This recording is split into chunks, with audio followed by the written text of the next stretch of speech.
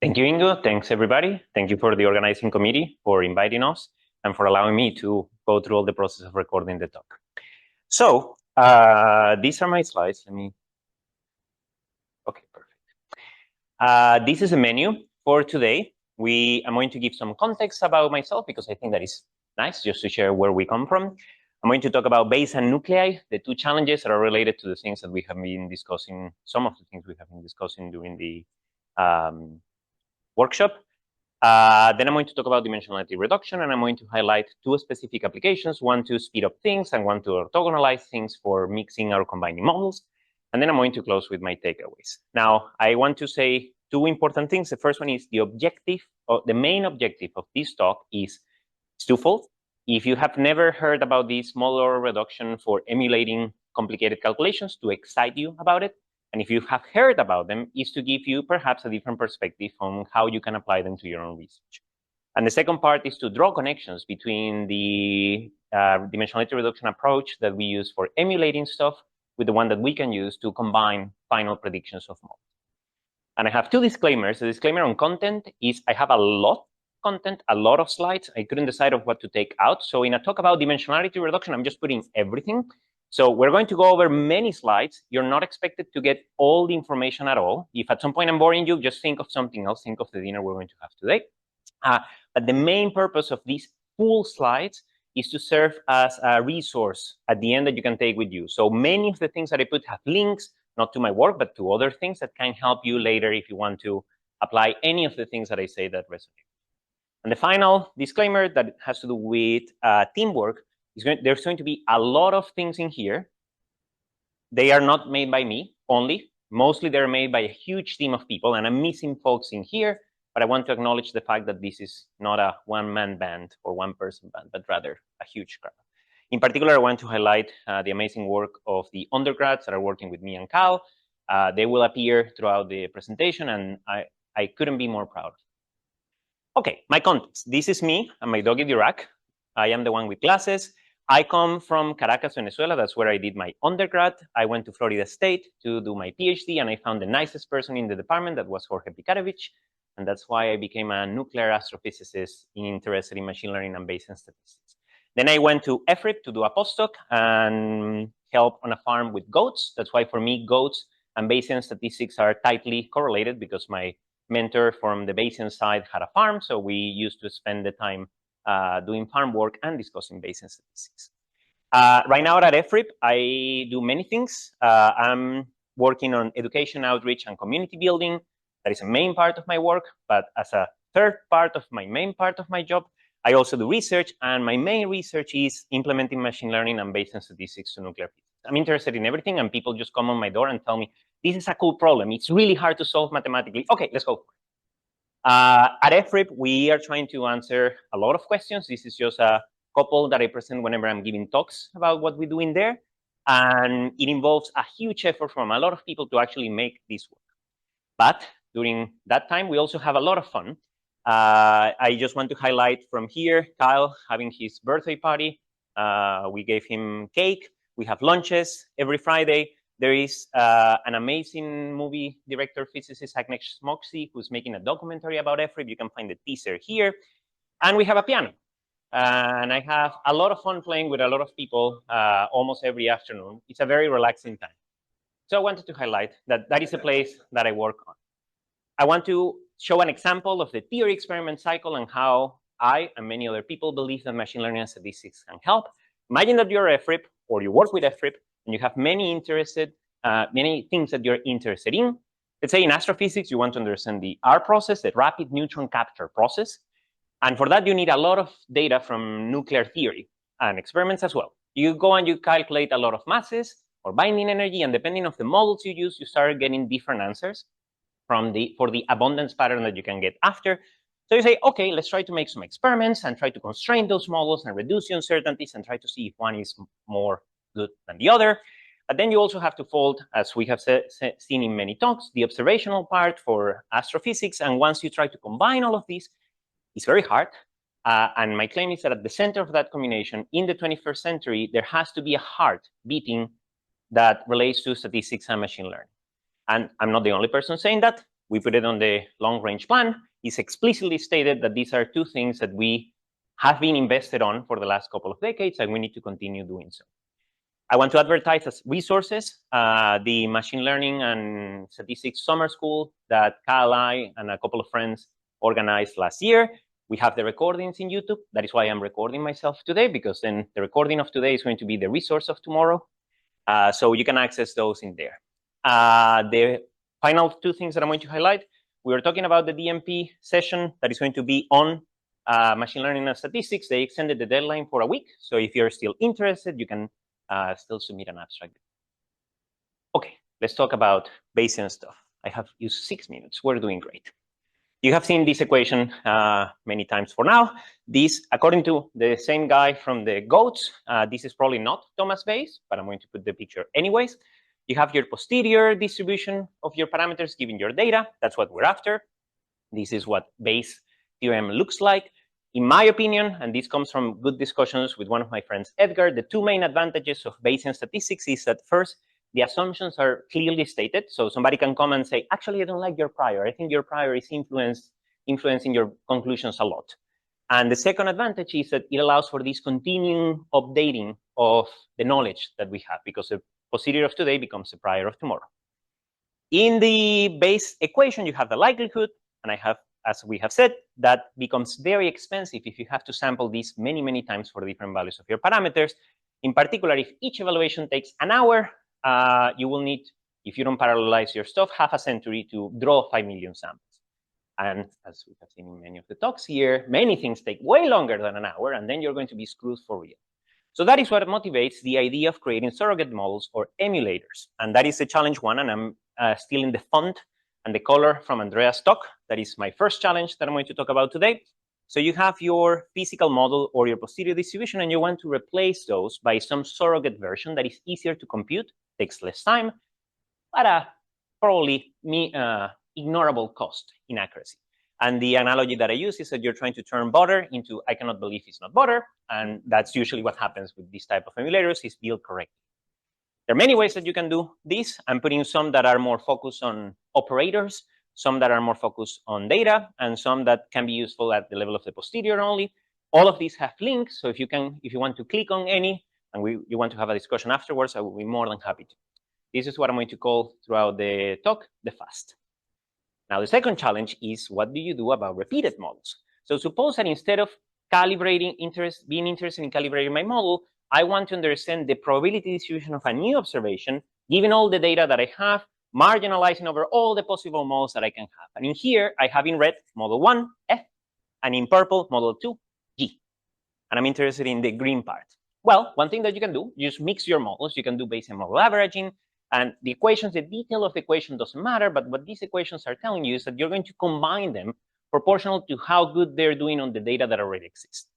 The problem with this is that if you start having a lot of repetitions for the model G, I don't know, maybe the group that publishes model G wants to write a paper every 2 months, just tweaking slightly the calibration of that model, you're going to be extremely biased towards that model, and that might not be a good idea. In a cartoonist representation, this is what we are after. We have 6 models when actually I have only 2 different models. The second one is different repetitions with mustaches and glasses and hats. So what we're trying to do is to say, can I use dimensionality reduction to identify what are the principal components that are active in this pot of models? So instead of combining all of that information, I'm looking at a few very relevant components that I can use for the next step, that is going to be to combine them. And this is what I'm going to call the fewer. These 2 ideas motivates a change in the computational paradigm that we have been using for the last 300 centuries. As an example, I'm thinking of Newton, watching the apple, watching the planets, coming up with the idea of how gravitational attraction should work, and using that to calculate, to explain, predict, and build models. He didn't have any competitions. He only had 1 model. It was easy, relatively easy to compute that by hand. Right now, 300 years later, we have a group of people trying to understand nuclear physics. We have many models that are extremely complicated, require a lot of powerful computation, and we're trying to combine those to, for example, understand the color that changes after the kilonova explosion on 2 neutron star mergers. this is the plan. We're going to insert dimensionality reduction in both of these locations. For the calculation, we're going to try to make them faster. And stealing from Andreas, this is your picture, Andreas. It's important that we develop and we share these emulators that we build so that the whole community can benefit from these efforts, not only the local effort that you do. And once we have trained these emulators, we can deploy them in different software environments or like commodity hardware, high performance computing, and cloud computing. And after that, after they're deployed and you do your calculations, we can create accessible libraries where all the information is stored. And that is what then goes to its way to serve as applications for building, explaining, and predicting. Cal is going to talk about this in more detail in his talk tomorrow. And what are the perspectives that we need to discuss to be able to build this framework. Okay, I have used 10 minutes of my talk. I have covered already more than half, so very happy. We have time. Let's talk about dimensionality reduction. And the first application is modular reduction to make things fast. In a nutshell, this is at least what is in my idea of what is happening. You have a very complicated model. Let's say the equations that govern Scherm density functional theory. Don't look at them. They can be daunting. But the important part is that this thing has some set of parameters alpha and some set of equations, differential equations, most of the time, that I'm going to call f sub alpha of whatever I'm interested in equals 0. You pass through this through a black box code that some poor grad student wrote 20 years ago, and that gives you, after a while, some observable. Let's think that that is my name. If you were to go over the painful process of opening that black box, you will see that what is happening is that this is expanding these parameters, and they're going to calculate all the wave functions of all the levels, the protons and neutrons. And each wave function might be, if you're working in a discretized set, or if you're working in a harmonic oscillator basis, is going to be characterized by a huge number of variables. I'm going to just put a number. Imagine that all of these numbers account for 5,000 variables that your code needs to understand. The idea of building a reduced order model is to bypass this calculation, involving fewer degrees of freedom, fewer coordinates that can give me at the end some binding energy or some observable that is to some degree comparable with the original one, and that whenever you make them in a computational accuracy versus time plot or a Pareto front, you realize that your reduced order model has a much better trade-off between accuracy and speed. So for the application that you want, you're going to use this one. How does it work? I'm going to give you some ideas, but if you want to hear me talking about this for an entire hour, here's another video that you can look at, and I go in more.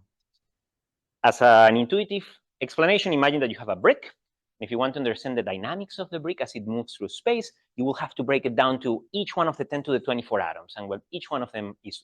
Of course, we don't do that. We're physicists. We're going to break it down into 3 translations and 3 rotations, and maybe those 6 degrees of freedom are more than enough to what I want to describe. If you want to describe sound propagation on the brick, that doesn't work. You need to extend your degrees of freedom, but that is the idea. Let's not start with the overkill 10 to 24. Once you have done that and you have identified your 6 coordinates, you need to find equations for how they change with respect to time, for example. In the case of differential equations, let me take my favorite example, the quantum harmonic oscillator. You have your Hamiltonian. This is your solution for a discretized space. I work in a finite element method, and I obtain my solution for the harmonic oscillator. So this is a long vector of many, many, many entries. You can imagine that this vector is an arrow in a very high dimensional space. If I have 300 points, it's an arrow in R to the 300. And what will happen is that if you have different solutions for different values of the trapping strength for the parameter alpha, is that you're going to have many arrows. And look at this very cool animation that I have. Whenever you make many, many more arrows, you paint what becomes the solution manifold as you change the parameter alpha. We're trying to understand that solution manifold and embed it into a lower dimensional space, a subspace. In the case of the reduced basis method, you will obtain something that goes from dimension 300 to something that maybe has 2 dimensions that are the 2 directions that characterize this plane, phi 1 and phi 2. And that's how the reduced basis method works. It's a linear embedding technique. I have 10 minutes. Yes. Oh, including the 3 that, okay. Well, let's go for it. You have your reduced basis method. This is characterized on these 2 coefficients, and you can create equations for those coefficients using what is called the Galerkin projection, and you end up with 2 coefficients and 2 equations. At the end of the day, you end up with a reduced Hamiltonian reduced matrix that looks like this. I'm going to move a bit faster because I really want to go through the model combination. As an animation, this is how it looks. You are tracing your trajectory in this lower dimensional space. And if you want to know if your problem is amenable to these things, you can consult the PCA doctor, and she will tell you if the singular values of your manifold of solutions decays exponentially and very fast, then most likely linear embedding will work. There is a ton of resources that you can go through. This is a particular one that I'm very proud that we have put together with Cal and a huge group of people, including some high school students that are learning about this and helping create the resource in a pedagogical way. And perhaps the next contributor could be you. We have been able to make a lot of applications with this. I don't have time to go through this. The important part that I want to highlight is that the speedups are between 100 and 10 million times faster than the high fidelity calculation. So it really works. Rahul already touched base on these two that are important for the connections between neutron stars and the equation of state. So if we want to go beyond this, what can we do? Well, as I mentioned before, we were doing the reduced basis method that gives you a linear embedding. It looks like this. But what if, for example, your solution manifold is not linearly embeddable? It goes around the plane that you have available. What can you do? You could do nonlinear embedding, where now your coordinates are not amplitudes of bases, but are rather, for example, the width of that, or you can use an autoencoder. That will work. It will create a nonlinear embedding. But the problem is that then if you want to use your coordinate, the equations for the coordinates using the Galerkin projection, this doesn't work. You're running into a lot of issues. Actually, you run into a lot of issues under many circumstances. If you have operators that are non-affine, you're screwed. If you have something like arbitrary generalized coordinates, you cannot do that. If you have an experimental situation where you do not have equations, you cannot do that either. So one of the things that we have been working on developing is a method to learn these equations from data. And that's why I'm putting Galerkin in a black box. We were calling that black box Galerkin. And funny enough, I thought we were inventing this, but it has happened many times before, and that will be an important point for the discussion. This has existed for over 20 years. This is a conversation in WhatsApp with me and Edgar, me complaining whenever I found the paper that actually does what I am looking at. So Nobuo Sato, yesterday or Monday, I don't remember, I think Monday, pointed out that it's important that we understand what is modern out there in the context of algorithms. I'm going to say that that is extremely important in the literature of math, applied math, and especially for these type of things. We need to read. There is a lot to read. There are many applications that we can use. As an example, imagine that you have, again, the harmonic oscillator. You do your Galerkin projection on your equation. You get this tiny Hamiltonian that is 2 by 2.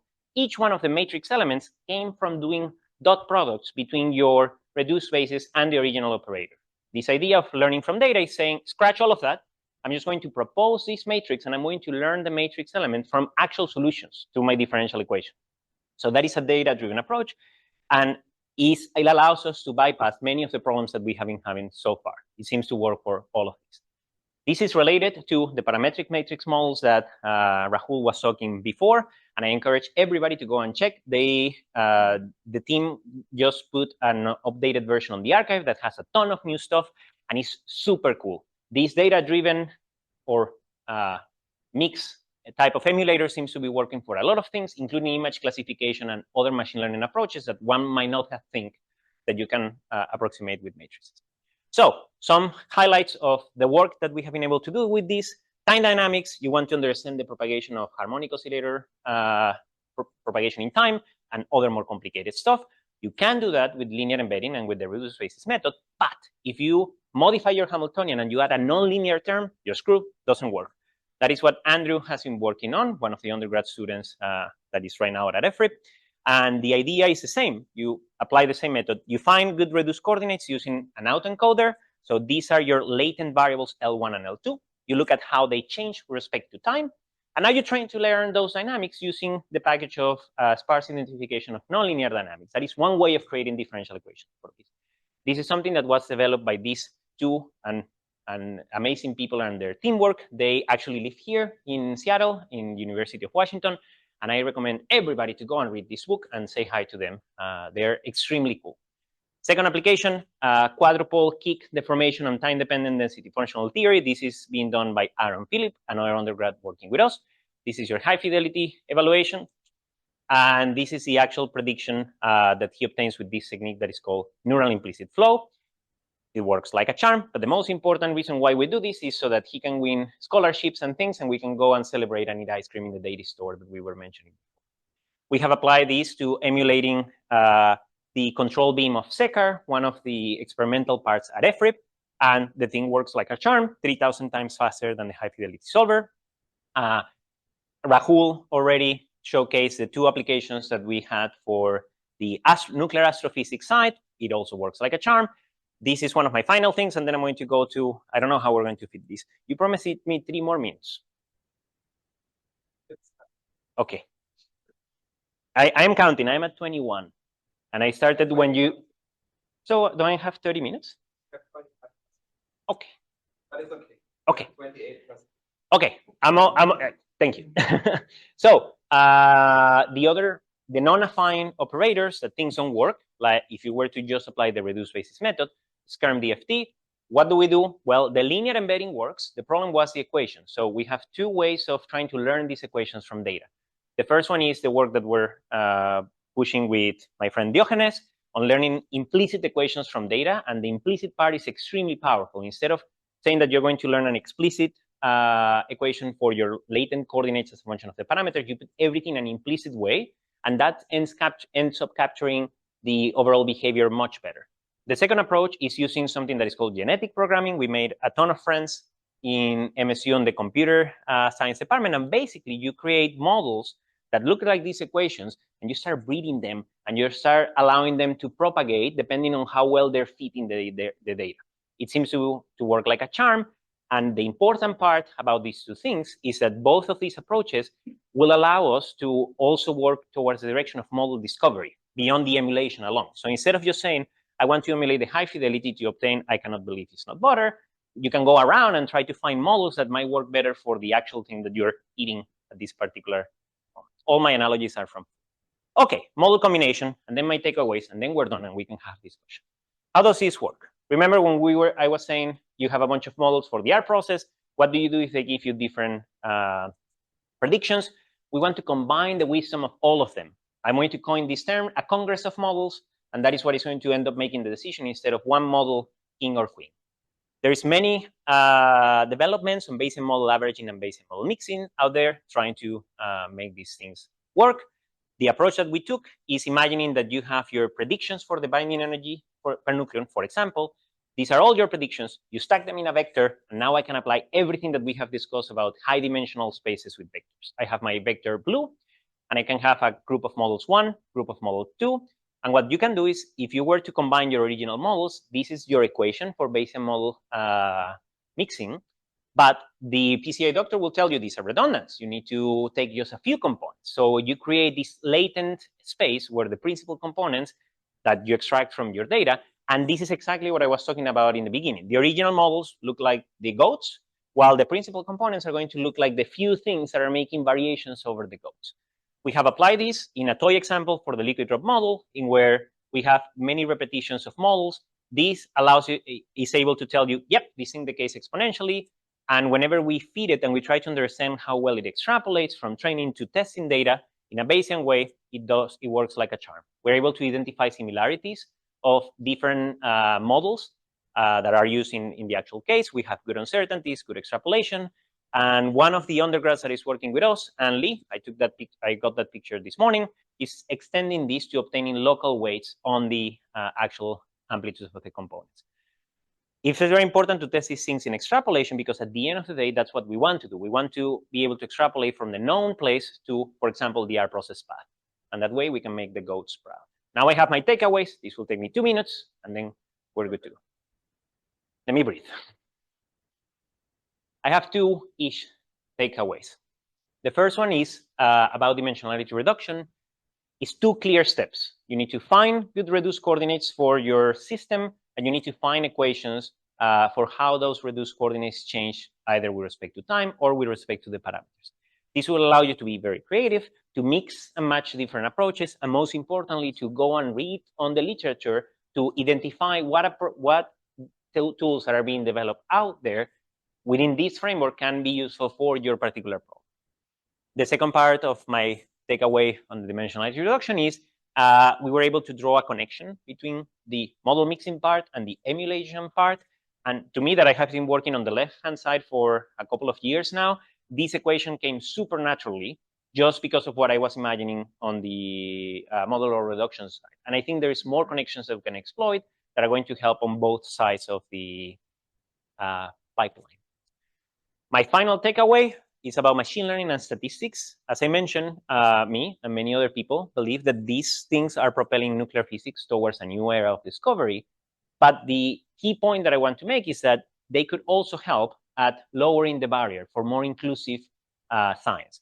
The reason for that is that these two things are widely applicable. It's something that is being in a high demand in industry and in many places of academia, and they're highly transferable. So if you're training an undergrad that not necessarily wants to do nuclear physics, but they learn these type of approaches, then they can apply that to other type of research that they will do in the future.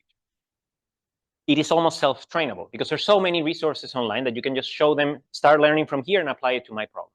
And finally, it's exponentially impactful. This is a cool paper in where they use machine learning to study the impact or the propagation of machine learning that grows exponentially in publications. And they got a publication out of that. It was very good.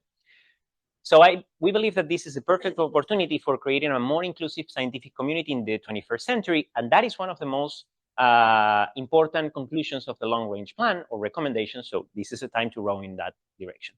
Cal and I have created, well, he's a magician. He put the entire software framework together, but we have created this community that uses, that we have a forum in where we can discuss these type of things and share resources with each other.